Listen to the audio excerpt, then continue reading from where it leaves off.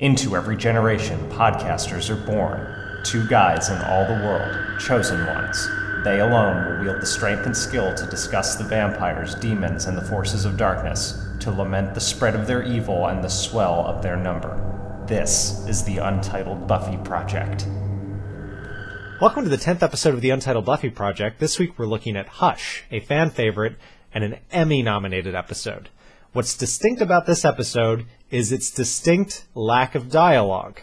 There is less than 17 minutes of dialogue in the whole episode because the gentlemen arrive and steal all of Sunnydale's voices. It's a very spooky, creepy, awesome episode. It was written and directed by Joss Whedon. I'm going to call you out, Carter. You told me offline that the gentlemen are going to give you nightmares. They're nightmare fuel. Are they going to give you daymares? Are they that scary? If I saw a guy in a... No, you have to see two at once. That makes it even worse. If I saw that, like two guys in, maybe like at a funeral or something, and they were both bald, I would probably be like, oh geez, oh my gosh. Or, if I saw, creepy guys running around like monkeys in straitjackets, that probably would also scare me. Yeah, their henchmen are a nice touch. So this episode, Hush, is a standout episode. Probably one of the best of the entire series. Boy, so I'm still not quite done with season 3. It's obviously my favorite of season 4 so far. Mm-hmm. It might be my favorite. It might be my favorite of the series. I always go back to Passion. Right. In the second season, but I think I like that one for different reasons. Right. There are several standout episodes of the series that they're out there for different reasons. I mean, everyone talks about the episode in season 6 that is a musical. You can pull that out and you can't really compare it to any other episode. And this is the same way, but for a different reason. The reason being that over half of the episode has no dialogue. Yeah, what's so impressive to me about this episode is that they packed so much into it. It's not just an episode where there's no dialogue throughout, 2/3 of the episode, but they also came up with these creepy creatures. Supposedly, Joss dreamed about them as a child or something, which must be the most terrifying dream in the world. Yeah, no, totally. Someone's got an overactive imagination. Yeah, so I mentioned to Sean, I've got the Wikipedia open on this episode. There's just like so much stuff going on here, and one of the things that they mention about the gentlemen is that the cast and the crew were afraid of them just on set. And how could you not? Why do they keep smiling? They're so happy. One of those when you're watching a horror movie. This was scary. There were some moments of real terror in this episode, which I can't really think of a lot of comparable moments in Buffy. Right. That's like, yeah, they're monsters, and yeah, I'm afraid for the characters. Like, I don't want them to die, but I'm not afraid, viscerally. When they go into the dorms and they go into that guy's dorm room, yes, and they pulled him down, and they're just like, the camera is like, it's a POV shot of them like just smiling at each other, and they've got like these their fingers, so they were actually all professional mimes. They like do these things with their fingers with it. It's just like obviously I'm right now doing you're doing it and you can't see it, but they're just like delicate, yeah, and like they pull things out of they look like if a mime went through a demon generator and came out the other end. A mime from hell. Mm-hmm. Yeah, and when they had that scalpel out and the kid is just like trying to scream and he can't, I was just like, you just see the terror in his eyes. Yeah, I was scared. I was really, really scared. And you should be, because then he died. I know, and it's one of those like, no, something has to happen. Buffy has to come in and save him, and no, they got him. Oh, no, he dies. So much in this episode. I think my favorite scene is the one that basically a whole bunch of stuff happens in a very typical Buffy kind of way, but there's no dialogue. And that's where Giles is filling them all in when he's finally figured it out. And they're sitting around the overhead projector. And you can put dialogue in their mouths because you're so used to seeing this scene. Like, this is the debriefing, or no, this is the briefing scene where they ask questions and he answers them. And he even anticipates all their questions. He's got slides ready for when they ask whatever question. Yeah, I thought it was a little weird that he spent so much time putting all the red marker on to show the blood. Maybe he had an assistant. Maybe. This is the episode. See, there's so much stuff going on in this episode. This could have been like many different separate episodes. This is the episode where Buffy and Riley discover each other's careers. Uh-huh. It's just like, yeah, that happened too. How they pulled this off is sort of beyond me. Joss wrote and directed this episode. And it says on the Wikipedia he kind of took it as a personal challenge for people who claimed that the series was becoming formulaic. He wanted to show them how different of an episode he could write, even if it didn't have his witty banter. Yeah, and it's the only episode of the entire series to be nominated for an Emmy for writing. That's kind of a shame based on some of my other favorite episodes. Yeah, I agree. I mean, this is sort of...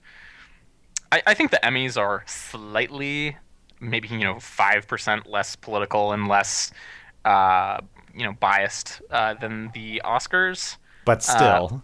But they're still mostly pretty, you can call what the Emmys are gonna favor. So the fact that this even got a nomination is very impressive. Yeah. Totally deserved it. I was just gripped by this episode. Just every little thing about it. I was just like, I just stopped taking notes. I just was, had my hands up on my face, just watching, oh my gosh, or look at this awful, the whole town gets destroyed. I mean, it's a pretty important, message about communication in our society. If you can't talk, this whole social order will break down because we can't, that so much of our community is based on our language community. If this happened now, I mean, we've got our texting and all of that. I think that it would be a little bit different. But 10 years ago, what was the first thing they did? They both picked up the phone. Mm-hmm. Xander called them, and then it wasn't even until she picked up that they were like, oh wait, this won't work. Yeah, and there's lots of little things in this episode that that they make hay out of the fact that they can't talk. Spike has some blood and he gets a little vampire looking and he's got some blood on his face, and Anya is sort of laying down, she's got her eyes, she's taking a nap, and Xander walks into, they're all at Giles's place, Xander walks in and it looks like the exact Spike, wrong moment.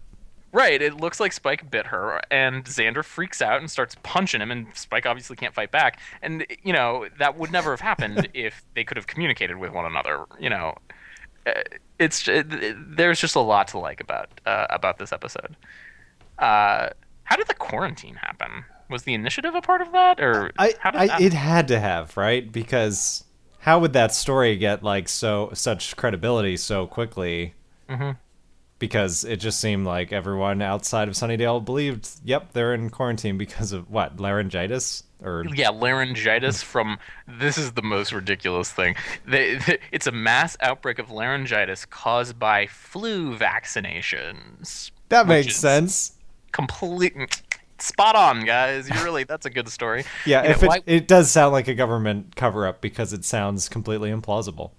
Right, and they mentioned the CDC, so we know that there are forces in Sunnydale that know about the Hellmouth and kind of try to keep things under wraps. But this was much bigger than what you normally see that they're capable, them being capable of doing. So I think it was the initiative. I thought it was funny that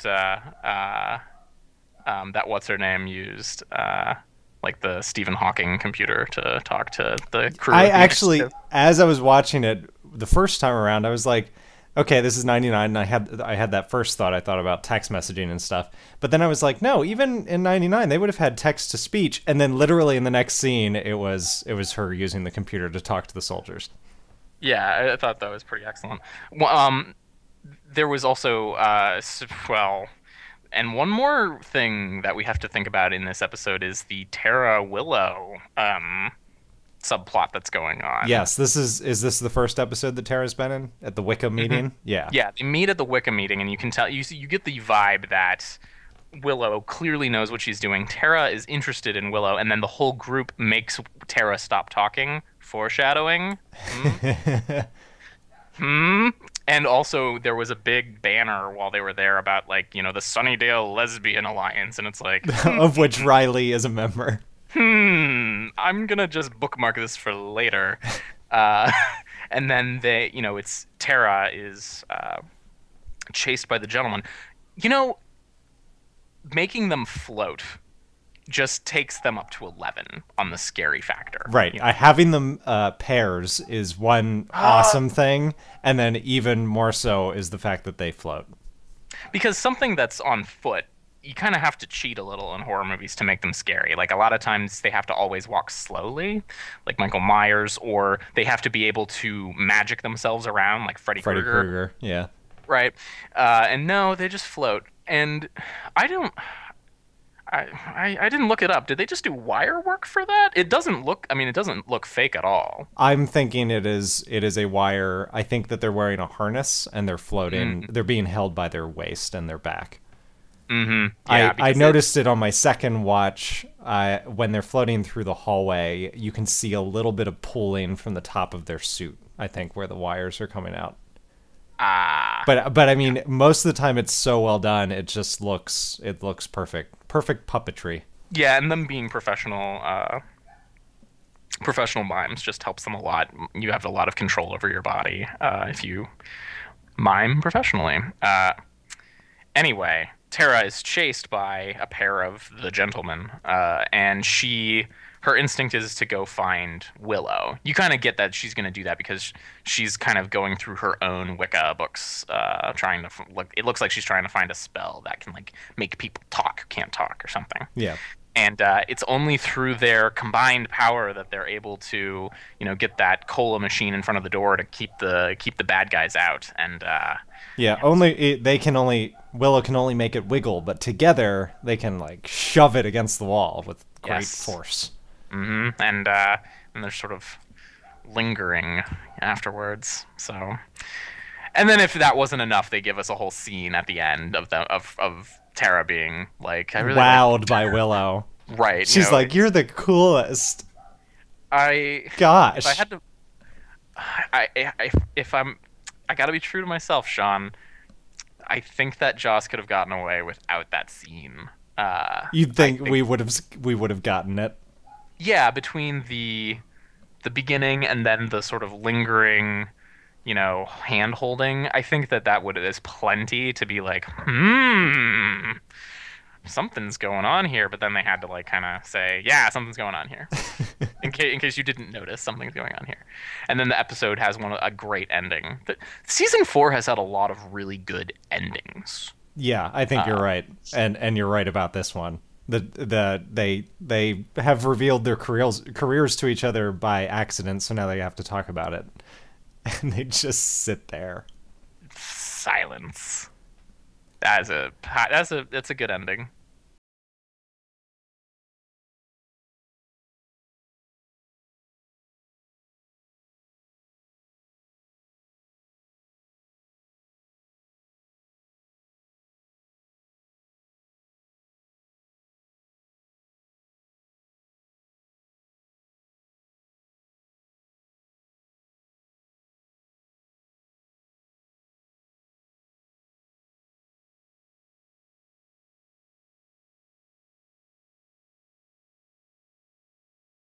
Ending perfect. Okay. Ending perfect.